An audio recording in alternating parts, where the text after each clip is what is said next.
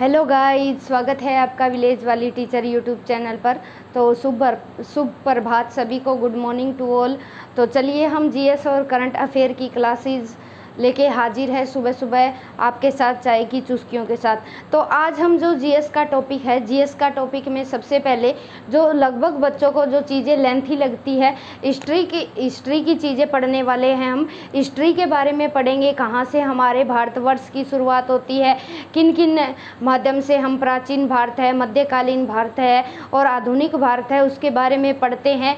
वो कहाँ से शुरुआत हुई, कैसे कैसे कौन कौन सी कड़ियाँ रही, एक इमेज के माध्यम से हम पढ़ेंगे। सबसे पहले आपको यहाँ बोर्ड पर एक भारत का मैप दिखाई दे रहा है, भारत का ये मानचित्र दिखाई दे रहा है। तो सबसे पहले मैं जो लूसेंट की बुक है उसके अकॉर्डिंग हम हर चीज़ पढ़ते हुए चलेंगे और जो एग्ज़ाम पॉइंट ऑफ व्यू से, ठीक है। तो सबसे पहले ये यूनिक मेथड होगा, हम इमेजेस के माध्यम से हिस्ट्री को पढ़ने की कोशिश करेंगे ताकि इमेजेस के माध्यम से जो हमारा ब्रेन है वो इमेजेस के माध्यम से ज़्यादा समझता है और स्टोर रखने की जो कैपेसिटी है हमारी मेमोरी की वो लंबे समय तक बनी रहती है। तो चलिए, आपको यहाँ दिखाई दे रहा होगा, ये हमारा भारत का मैप है और आपको पता है डायरेक्शन, ये है नॉर्थ, ठीक है, ये नॉर्थ है, ये साउथ है, ये हमारा ईस्ट हो गया, ये हमारा वेस्ट हो गया। इतना तो सबको पता है, ठीक है। एक मिनट में चेक कर लेती हूँ बोर्ड कहाँ तक विजिबल है। चलो, पूरा दिख रहा है, नीचे का थोड़ा सा गायब है पोर्शन, कोई बात नहीं, मैनेज कर लेंगे। यहाँ तो सबको पता ही है श्रीलंका है, ठीक है।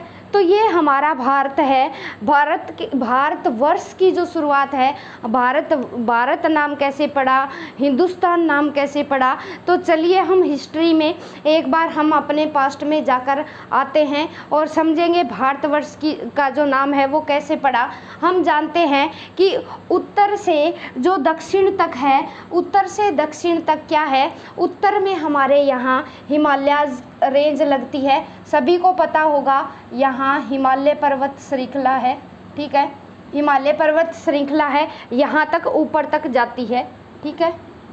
तो यहाँ उत्तर से लेकर दक्षिण तक जो फैला हुआ है वो हमारा भारतवर्ष है, ठीक है। उत्तर से दक्षिण तक और पूर्व से पश्चिम तक हमारा भारतवर्ष फैला हुआ है, इसी को हम भारतवर्ष कहते हैं, ठीक है। तो सबसे पहले क्या है, मैं महाकाव्य की बात करूं, महाकाव्य और पुराण, ठीक है। हमारे जो महाकाव्य, हमारे दो ही आज तक के सबसे बड़े महाकाव्य है, एक है रामायण, दूसरा है महाभारत, ये सबको पता ही होगा, ठीक है, महाभारत। तो महाभारत और रामायण महाकाव्य में हमें हमारे जो देश है उसकी जानकारी भारतवर्ष के नाम से मिलती है। यानी सबसे पहले हमारे इंडिया को भारतवर्ष नाम से जाना जाता था, ठीक है। ये बिल्कुल प्राचीन भारत की बात कर रही हूँ मैं, जब हमारे महाकाव्य थे रामायण और महाभारत, और पुराणों में लिखा गया है कि जो भारत का नाम है ये भारतवर्ष नाम से जाना जाता था। अब चलिए, इसके बाद जो कहानी शुरू होती है, भारतवर्ष जाना जाता था महाकाव्य और पुराणों में, ठीक है। ये बात याद रखेंगे, दो ही आज तक महाकाव्य लिखे गए हैं, रामायण और महाभारत, ठीक है, ये सभी को पता होगी आई होप। फिर उसके बाद क्या है, उसके बाद क्या चीज़ आती है, साथ की साथ क्लासरूम में ही याद करवा दूंगी, ऐसी जीएस आपको अलग से बुक उठाने की ज़रूरत नहीं पड़ेगी। उसके बाद क्या है, उसके बाद एक राइटर आते हैं, उसके बारे में भी बताऊंगी मैं। भारतवर्ष की बात हो गई अब तो ये, ठीक है। फिर क्या है, जो खुद भारतीय है, ये खुद जो भारतीय है ये भारत न कहकर भारत को जम्मू द्वीप, ठीक है, जम्मू द्वीप के नाम से जानते थे, जम्मू द्वीप यानी जामुन। उस टाइम हो सकता है जामुन के पेड़ ज़्यादा रहे होंगे, इसीलिए भारत को क्या है, जम्बू द्वीप कहा जाने लगा। ठीक है, रामायण और महाभारत के बाद की बात है ये, जब क्या है जो भारतीय थे वो अपने आप को जम्बू द्वीप का देशवासी माना करते थे। हो सकता है उस टाइम जामुन के पेड़ जो है वो ज़्यादा रहे होंगे, इसीलिए ये अपने आप को जो भारतीय थे ये जम्बू द्वीपवासी, यानी जामुन होते हैं, जम्बू का मतलब, यानी ये जम्बू द्वीप के निवासी अपने आप को माना करते थे। इसके बाद बात आती है प्राचीन ईरानी आए। ठीक है, प्राचीन ईरानी ने सिंधु नदी के आधार पर इन्हें हिंदू नाम दे दिया। ठीक है, यानी प्राचीन जो ईरानी थे, प्राचीन ईरानियों ने क्या किया, जब ये सिंधु नदी बहती थी हमारे भारत में, तो इन्होंने सिंधु के नाम पर क्या है, हिंदू नाम दे दिया। तब से हमारे भारत का नाम, ये मध्यकालीन भारत की बात है, प्राचीन भारत में हमारा भारतवर्ष के नाम से जाना जाता था। उसके बाद थोड़े से समय के बाद खुद भारतवासी अपने आप को जम्बू द्वीपवासी कहते थे, और फिर बाद में जब मध्यकालीन भारत शुरू हुआ तब ये प्राचीन ईरानी क्या है, सिंधु नदी के नाम पर हमें हिंदू कहते थे, और फिर यहाँ से मध्यकालीन भारत में हमारे देश का नाम हिंदुस्तान हो गया। ठीक है, कब हो गया, हिंदुस्तान। भूमिका बांधनी किसी भी विषय को पढ़ने से पहले बेहद ज़रूरी है, क्योंकि हिस्ट्री ऐसे समझ में नहीं आती। अब बढ़ते हैं। ठीक है, ये हो गई प्राचीन भारत की बात होगी। प्राचीन जो ईरानी थे इन्होंने क्या है, इन्होंने नाम दे दिया। ठीक है, इन्होंने क्या नाम दे दिया, इन्होंने नाम दिया हिंदुस्तान। ठीक है, प्राचीन भारत की मैं बात करूं, प्राचीन में, बिल्कुल प्राचीन में भारतवर्ष के नाम से जाना जाता था। नंबर 2 है, फिर मध्यकालीन हिस्ट्री आई, मध्यकालीन में हिंदुस्तान, फिर अंग्रेज आए हिंदुस्तान में, तो इन्होंने इंडो के स्थान पर इसे इंडिया नाम दे दिया। ठीक है, आई बात समझ में। फिर से देख लो, प्राचीन में जब महाकाव्य चलते थे, रामायण महाभारत चलती थी, तब भारतवर्ष था। मध्यकालीन में प्राचीन ईरानियों ने इसे सिंधु नदी के नाम पर हिंदू नाम दिया, फिर हिंदुस्तान कहा जाने लगा। फिर अंग्रेज आए, अंग्रेज ने यूनानी शब्द इंडो के आधार पर इसे क्या नाम दे दिया, इंडिया नाम दे दिया। ये बात रही अब इनकी भारतवर्ष के नामों की। ठीक है, आई होप ये चीज़ें आपको समझ में आ रही होगी और साथ के साथ क्लासरूम में याद हो रही होगी। ठीक है, क्योंकि लंबी क्लास देखने का फ़ायदा तभी है, हमें साथ के साथ कंसेप्ट क्लियर होता चले। अब ये क्या है हमारी, ये मैंने कुछ पहाड़ियाँ बनाई है, ये हमारी है विंध्याचल की पर्वत की श्रृंखला है, ये पहाड़ियाँ हैं। तो ये क्या है, हमें नॉर्थ और साउथ में 2 भागों में बांटती है हमारे इंडिया को। ठीक है, कौन सी पहाड़ियाँ, ये क्या है, विंध्याचल जो पर्वत की जो पहाड़ियाँ हैं ये हमारे हिंदुस्तान को, भारतवर्ष को 2 भागों में बांटती है, नॉर्थ में और साउथ में। जो नॉर्थ में जो लोग रहते हैं ये इंडो यूरोपीय लैंग्वेज बोलते हैं। ठीक है, इंडो यूरोपीय लैंग्वेज बोलते हैं, और यहाँ जो साउथ के लोग हैं ये द्रविड़ भाषा बोलते हैं, द्रविड़ भाषाई परिवार के लोग हैं यहाँ। ठीक है, इमेज के माध्यम से क्लियर हो पा रही है सारी चीज़ें। तो नॉर्थ वाले क्या है, इंडो यूरोपीय भाषा बोलते हैं। ठीक है, भाषाई परिवार कह लीजिए इनका, इंडो यूरोपीय भाषाई परिवार है, और जो साउथ का है ये द्रविड़ भाषाई परिवार है। और कौन सी रेंज है हमें जो उत्तर और दक्षिण में बांटती है, यह है विंध्याज माउंटेन रेंज। ठीक है, इसके बाद हम आगे बढ़ेंगे, ये चीज़ें समझ में आ गई होगी। इंडो यूरोपीय भाषा बोलते हैं नॉर्थ वाले, और साउथ की बात करें दक्षिण। ठीक है, दक्षिण भाषाई परिवार है। यहाँ हमें पता है, यहाँ बे ऑफ बंगाल है, बंगाल की खाड़ी है। ठीक है, पानी ही पानी है यहाँ। फिर आ जाइए, यहाँ है अरेबियन सी, ये बातें सबको पता है। ठीक है, विंध्याज माउंटेन रेंज हमें उत्तर और दक्षिण 2 भागों में बांटती है। ठीक है, फिर आ जाइए, बे ऑफ बंगाल है यहाँ, और ये है अरेबियन सी। अब क्या है, हम 3 तरह की हिस्ट्री पढ़ते हैं। भारत के नामों के बारे में जान चुके हैं हम अब पढ़ते हैं 3 तरह की हिस्ट्री पढ़ते हैं ना। प्राचीन भारत, फिर है मध्यकालीन भारत, और फिर है आधुनिक भारत। ठीक है, प्राचीन भारत। एक मिनट पहले ये बताती हूँ। एक जर्मन इतिहासकार आते हैं, जर्मन इतिहासकार। कौन भाई? जर्मन इतिहासकार आते हैं। इसका नाम था क्रिस्टोफ के सियरस। ठीक है, क्रिस्टोफ के सियरस। ठीक है, एक जर्मन इतिहासकार आते हैं। तो इन्होंने कहा कि वैसे तो हम भारत को जानेंगे तो बड़ा मुश्किल होगा भारत पर स्टडी करना। तो इन्होंने क्या किया, हमारी जो हिस्ट्री थी जहाँ से भारत को जाना जा सकता था, तो इन्होंने जर्मन इतिहासकार क्रिस्टोफ टोफ, ठीक है, टोफ से याद रख लेना, ठीक है, टोफ। तो इन्होंने क्या है, 3 भागों में बांटा। ठीक है, एक हो गया प्राचीन भारत, दूसरा हो गया मध्यकालीन,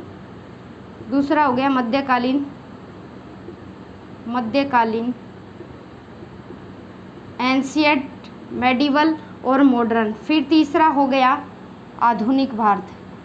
किसने बांटा? जर्मनी के इतिहासकार क्रिस्टोफ के सियरस। ठीक है, इन्होंने इसलिए बांटा ताकि जो भारत की संस्कृति है, जो भारत की विविधताएं हैं, वो वैसे तो नहीं पढ़ी जा सकती, तो हम इतिहास को जानने के लिए हमने, ठीक है, इसने क्रिस्टोफ कैसियरस ने 3 भागों में बांट दिया, प्राचीन भारत, मध्यकालीन भारत और आधुनिक भारत। अब ठीक है, अब हम इंडिया को इन चीज़ों के हिसाब से इतिहास के बारे में तो हमने जान लिया। अब हम जानेंगे, तो हमें भारत को जानना है तो हम किन किन चीज़ों का सहारा लेंगे, क्या चीज़ें होनी चाहिए हमारे पास। तो 4 ऐसे माध्यम हैं जिसके माध्यम से हम भारत की जो है हिस्ट्री जान सकते हैं। नंबर 1 क्या है? हमारे धर्म ग्रंथ। ठीक है, दूसरा है ऐतिहासिक ग्रंथ, ऐतिहासिक ग्रंथ। तीसरा क्या है? तीसरा जो है विदेशी जो यात्री आए थे, चीन से भी आए थे, ठीक है, विदेशी यात्रियों के वृत्तांत के बारे में, ठीक है, वृत्तांत के माध्यम से हम अपने इंडिया को जान सकते हैं। ठीक है, एक हो गया धर्म ग्रंथ, दूसरा हो गया ऐतिहासिक ग्रंथ, तीसरा हो गया विदेशी यात्रियों के अभिलेख। 1 मिनट। फिर चौथा क्या है? चौथा जो हमें अभिलेख मिले हैं, 1 मिनट, अभिलेख मिले हैं पुरातत्व संबंधी, पुरातत्वों से हम क्या है, पुरातत्वों से क्या है, भारत की जानकारी हम ले सकते हैं। हमने क्या पढ़ा? नॉर्थ से लेके साउथ तक हमारा भारत फैला हुआ है, हिमालय की रेंज से लेकर यहाँ साउथ तक हमारा जो भारतवर्ष है वो फैला हुआ है। और 3 भागों में बांटने वाले जर्मनी के इतिहासकार क्रिस्टोफ कैसियरस थे। इन्होंने 3 भागों में बांटा ताकि हमारा पढ़ने में क्या है, इजी हो जाए, प्राचीन भारत, मध्यकालीन भारत और आधुनिक भारत। फिर उसके बाद क्या है, हम अपने इतिहास की जानकारी 4 माध्यमों से ले सकते हैं। एक धर्म ग्रंथ में सारे हमारे वेद आ जाएंगे, उनको भी पढ़ेंगे। ऋग्वेद सबसे पुराना वेद है, ठीक है, यजुर्वेद, अथर्ववेद और सामवेद, चारों प्रकार के वेदों के बारे में पढ़ेंगे। डिटेल में नहीं जाएंगे, जहाँ से क्वेश्चन पूछे गए हैं प्रीवियस एग्जाम में वहीं से, ठीक है, जितने भी अच्छे एग्जाम है वहाँ से जो क्वेश्चन पूछे गए हैं वही कवर करेंगे हम। ऐतिहासिक ग्रंथ के माध्यम से हम जान सकते हैं अपने भारत को, विदेशी यात्रियों के वृत्तांत और पुरातत्व यानी जो अभिलेख मिलते हैं, खुदाई करते हैं, जैसे अशोक के अभिलेख मिले थे, उन पे क्या लिखा गया है प्राकृतिक भाषा में, कुछ हमने पढ़ लिए, कुछ अभी भी नहीं पढ़े गए हैं। तो ये 4 चीज़ें हमें भारत को जानने में मदद करती है, ठीक है, 4 चीज़ें। फिर सबसे पहले हम बात करते हैं, तो सबसे पहले क्या है, सबसे पहले हम भारत को जान सकते हैं वेदों के माध्यम से, ठीक है। तो वेद सबसे पुराना वेद है, सबसे पुराना हमारा वेद है, ये यहाँ से इरेज करूँगी मैं, सबसे पुराना हमारा वेद है ऋग्वेद भाई। कौन सा वेद? ऋग्वेद, ठीक है। और ये किसने लिखा है? ये कृष्ण द्वैपायन वेदव्यास ने लिखा है भाई, वेदव्यास ने लिखा है, ठीक है। और जो ऋग्वेद की रचना किसने की है? कृष्ण द्वैपायन वेदव्यास ने की है। ज़्यादा डिटेल में नहीं पूछा जाएगा। अब इसमें क्या है, इसमें एक मंत्र लिखा गया है जो हमारी G20 की थीम भी थी, वसुदेव कुटुंबकम। एग्जामिनर बड़े चालाक बन गए हैं, पूछ लेंगे कि जो वसुदेव जो कुटुंबकम है वो हमें किस वेद में मिलता है, तो चारों वेदों के नाम दे देगा और पूछ लेगा कि बताइए किस वेद में है वसुदेव कुटुंबकम का नाम मिलता है। तो ऋग्वेद में हमें वसुदेव कुटुंबकम का नाम मिलता है, ये बात याद रखेंगे। फिर क्या है, सूर्य देवता को समर्पित, सूर्य देवता को समर्पित जो सावित्री माता है हमारी, सावित्री माता को समर्पित, सूर्य भगवान को याद करते हुए सावित्री माता को समर्पित हमारा जो गायत्री मंत्र है वो लिखा गया है, ओम भूर्भुवः स्वः, जो हम बोलते हैं वो हमारे ऋग्वेद में ही लिखा गया है। तो दो ये बातें जो ऋग्वेद की है वेरी वेरी इंपॉर्टेंट है। वसुदेव कुटुंबकम यानी पूरी धरती हमारा परिवार है, ये हमें सिखाता है हमारा ऋग्वेद। ऋग्वेद की रचना कृष्ण द्वैपायन वेदव्यास जी ने की है। और सूर्य देवता, ठीक है, सूर्य देवता का स्मरण करते हुए गायत्री माता जो सावित्री माता को समर्पित हमारा गायत्री मंत्र लिखा गया है, ठीक है, ये बात याद रखेंगे। फिर जो चारों वेदों की बात करूं मैं, 4 वेद हैं हमारे, 4 वेद, चारों वेदों को मिलाकर संहिता बनती है, ठीक है। संहिता का मतलब क्या है, यानी सबके हित में है, ये दुनिया के हित के लिए लिखे गए हैं। चारों वेद मिलाकर संहिता का निर्माण करते हैं, इसलिए इनको संहिता नाम दिया गया है। ऋग्वेद के बारे में ये जानकारी थी, कुछ 2-4 बातें और है वो भी ऐड ऑन कर लेंगे यहाँ, ठीक है, कल करेंगे, कल की वीडियो में, नहीं तो वीडियो ज़्यादा लंबी हो जाएगी। वसुदेव कुटुंबकम, ठीक है, जो G20 का हमारा थीम रहा है, वन फैमिली वन अर्थ और वन फ्यूचर, ठीक है। सूर्य देवता को याद करते हुए जो गायत्री मंत्र है हम डेली गाते हैं वो हमारे ऋग्वेद में ही मिलता है। ऋग्वेद सबसे पुराना वेद है, इसमें 10 मंडल है, 1028 सूक्तियाँ हैं, ठीक है। कुछ कुछ इम्पोर्टेंट है, वहाँ क्या लिखा गया है, किसके बारे में बताया गया है, वो कल आने वाली वीडियो में पढ़ेंगे। तो आई होप ये चीज़ें आपको समझ में आई होगी। भारतवर्ष के आज हम 4 नाम पढ़ते हैं, भारत हो गया, इंडिया हो गया, ठीक है, एक हो गया ब्रह्मावर्त भी पढ़ते हैं, हिंदुस्तान पढ़ते हैं। तो सबसे पहले एक बार रिकैप कर लीजिए, 2 गुना स्पीड में भी देख सकते हैं आप। सबसे पहले प्राचीन भारत में जब महाकाव्य चलते थे भारतवर्ष जाना जाता था। जब बीच का समय आया, ईरानी आए, ईरानी ने सिंधु से हिंदू, ठीक है, सिंधु से हिंदू में कन्वर्ट हो गया, हिंदुस्तान कहा जाने लगा। फिर इंडिया, अंग्रेज आए इंडिया में, इन्होंने इंडे से इंडिया नाम दे दिया, ठीक है। आज वर्तमान में हम चारों नाम से भारतवर्ष को जानते हैं। और जो विंध्याचल जो हमारी पर्वतमाला है ये भारत को उत्तर और दक्षिण 2 भागों में बांटती है, ठीक है, ये बात हमने पढ़ ली है। फिर क्या है, एक जर्मनी इतिहासकार आते हैं, इन्होंने पढ़ने के माध्यम से सुविधा देते हुए क्या है हमारी जो हिस्ट्री है उसको 3 भागों में बांटा। इसका नाम था क्रिस्टोफ। टोफ का मतलब क्या है, ऐसे याद रख लेना, टोफ यानी पूरे इतिहास को पढ़ना क्या है, क्रिस्टोफ टफ था, ठीक है, यानी पूरे इतिहास को एक बार से जानना, टोफ से याद रख लेना, टफ था, इसलिए इन्होंने क्या किया, 3 भाग बांट दिए।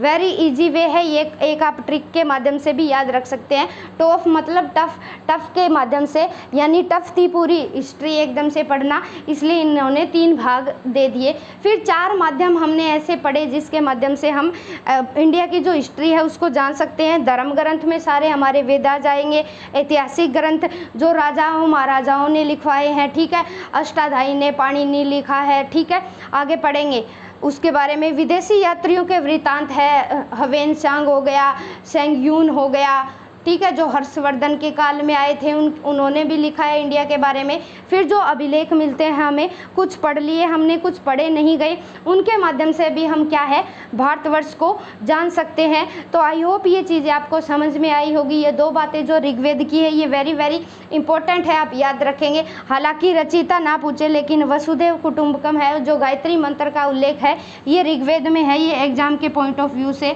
किसी भी एग्ज़ाम की अगर आप तैयारी कर रहे हैं कम्पिटिटिव एग्ज़ाम की, तो उसके लिए वेरी वेरी इम्पोर्टेंट है। तो बाय बाय गाइस, मिलते हैं कल सुबह 6 बजे एक नई वीडियो के साथ। और हिस्ट्री का सिलसिला ऐसे ही जारी रहेगा, आसान से आसान भाषा में। उम्मीद करती हूँ मैं आपको कि कक्षा में ही समझ में आया होगा, अलग से नोट बनाने की ज़रूरत नहीं है। साथ ही साथ याद करते रहिए। Bye bye, have a nice day guys.